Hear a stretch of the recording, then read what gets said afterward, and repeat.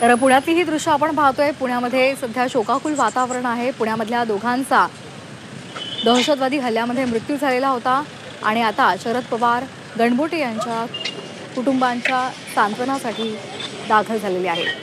ही थेट दृश्य आपण झी 24 तासवर आपण पाहतोय। कौस्तुभ गणबोटे यांचा पर्यटन हल्ल्यामध्ये मृत्यू झालेला होता आणि त्यांच्या कुटुंबियांच्या सांत्वनासाठी आता शरद पवार पोहोचलेले आहेत। याआधी त्यांनी संतोष जगदाळे यांच्या घरी सुद्धा भेट दिलेली होती। तिथे त्यांनी पार्थिवाचं दर्शन घेतलेलं होतं आणि त्यानंतर आता त्यांनी कौस्तुभ गणबोटे यांच्या घरी ते दाखल झालेले आहेत। तिथे सुद्धा ते पार्थिवाचं दर्शन घेतील आणि त्यांच्या कुटुंबियांचं सांत्वन करतील। आता गणबोटे यांच्या घरी शरद पवार दाखल झालेले आहेत। ही थेट दृश्य झी 24 तासवर आपण पाहतोय। तर दोन दृश्य आपण पाहतोय। संतोष जगदाळे यांची अंत्ययात्रा आता सुरू झालेली आहे, तर कौस्तुभ गणबोटे यांच्या कुटुंबियांच्या भेटीसाठी शरद पवार पोहोचलेले आहेत।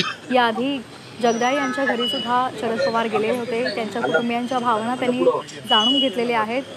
दरम्यान या संदर्भात अधिक माहिती देत आहेत आमचे प्रतिनिधी निलेश खरमरे। निलेश, आपण पाहतोय गणबोटे यांच्या कुटुंबियांच्या भेटीला आता शरद पवार पोहोचलेले आहेत। खरं तर शरद पवार आज सकाळपासूनच पुण्यातील जे पार्थिव जे आलेले आहेत त्यांचा या भ्याड हल्ल्यामध्ये मृत्यू झाला अशांच्या घरी भेट देत आहे। खरं तर अंत्यदर्शनाच्या आधी त्यांनी या ठिकाणी भेट दिलेली आहे। जगदाळे जे आहेत त्यांच्या घरानंतर आता ते एक बोटे जे आहेत त्यांच्या घरी या ठिकाणी दाखल झालेले आहेत। त्या कुटुंबांची ते साठवण करत आहेत आणि या ठिकाणी गणबोटे जे परिवार आहे ते संपूर्ण घटनाक्रम जे आहे ते शरद पवार यांना सांगत आहेत आणि या ठिकाणी आता ते दर्शन घेताना आपल्याला पाहायला मिळतात आहे। जे आपण दृश्य पाहतो हे कोंढला परिसरामध्ये गणबोटे यांचं घर आहे। या घरामध्ये आज सकाळी त्यांचं पार्थिव आणलं होतं आणि या ठिकाणी आता अंत्यदर्शनासाठी त्यांना ठेवण्यात आलं आहे। पुढील 15 मिनिटात ते अंत्यविधीसाठी या ठिकाणी येतील आणि पुण्यातील वैकुंठ स्मशानभूमी या ठिकाणी त्यांचा अंत्यविधी होणार आहे। त्यापूर्वी या ठिकाणी शेवटचं दर्शन घेण्यासाठी जे पार्थिव ठेवण्यात आलेले गणबोटेंचं त्यांच्या दर्शनासाठी या ठिकाणी आता शरद पवार जे आहेत ते दाखल झालेले आहेत। सकाळपासून पाहिलं तर सुरुवातीला त्यांनी जगदाळे या कुटुंबांची भेट घेतली, त्यानंतर त्या संतोष जगदाळे यांचं दर्शन घेतलं आणि त्यानंतर ते आता कौस्तुभ गणबोटे आहेत त्यांच्या घरी दाखल झालेले आहेत आणि त्यांच्या पार्थिवाचं दर्शन घेऊन ते आता पुढे रवाना होणार आहे। पुढील 15 मिनिटांमध्ये अंत्यविधीची जी तयारी आहे ती झालेली आहे। आता अंत्यविधीच्या पुढच्या कार्यक्रमासाठी गणबोटे जे आहेत ते आता रवाना होतील। पुढील 15 मिनिटात ते या ठिकाणी निघतील आणि पुण्यातील वैकुंठ स्मशानभूमीमध्ये त्यांचं अंत्यविधी होणार आहे। तर दोन्ही अंत्यविधी जे आहेत ते पुण्याच्या स्मशानभूमीमध्ये होतील आणि त्यासाठी आता पुणे प्रशासनाने जो वेळ दिला होता त्या वेळेनुसार आता 9:15 त्यांच्या राहत्या घरातून या ठिकाणी दोन्ही पार्थिव जे आहेत ते निघतील आणि स्मशानभूमीच्या दिशेने रवाना होतील। आपण ही दोन दृश्य पाहतोय। कौस्तुभ गणबोटे यांच्या पार्थिवाचं दर्शन घेण्यासाठी शरद पवार त्यांच्या घरी पोहोचलेले आहेत, तसंच त्यांच्या कुटुंबियांचं सांत्वन सुद्धा ते करत आहेत।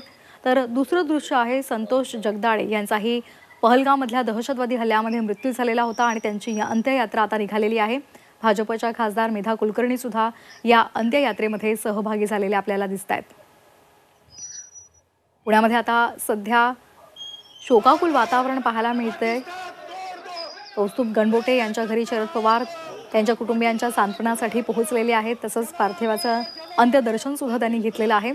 तर दुसरीकडे संतोष जगदाळे यांची अंत्ययात्रा आपण पाहतोय। काश्मीरमधल्या पहलगाममधल्या बैसरणमध्ये पर्यटक आनंद लुटत होते आणि त्याच वेळेला त्यांच्यावर दहशतवादी हल्ला झालेला होता। दरम्यान संतोष जगदाळे यांची अंत्ययात्रा निघालेली आहे आणि तिथून माहिती देतात आमचे प्रतिनिधी चंद्रकांत फुंदे। चंद्रकांत, अंत्ययात्रा निघालेली आहे, काय अपडेट्स आहेत?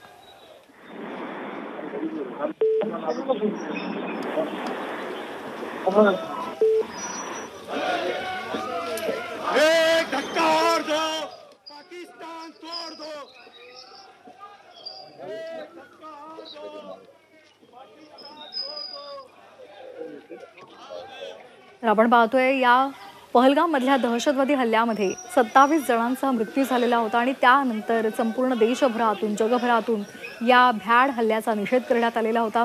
अनेकांनी संतप्त प्रतिक्रिया सुद्धा दिलेली होती आणि त्याचबरोबर पाकिस्तानचा बदला घ्या अशी जनभावना सुद्धा उमटलेली होती।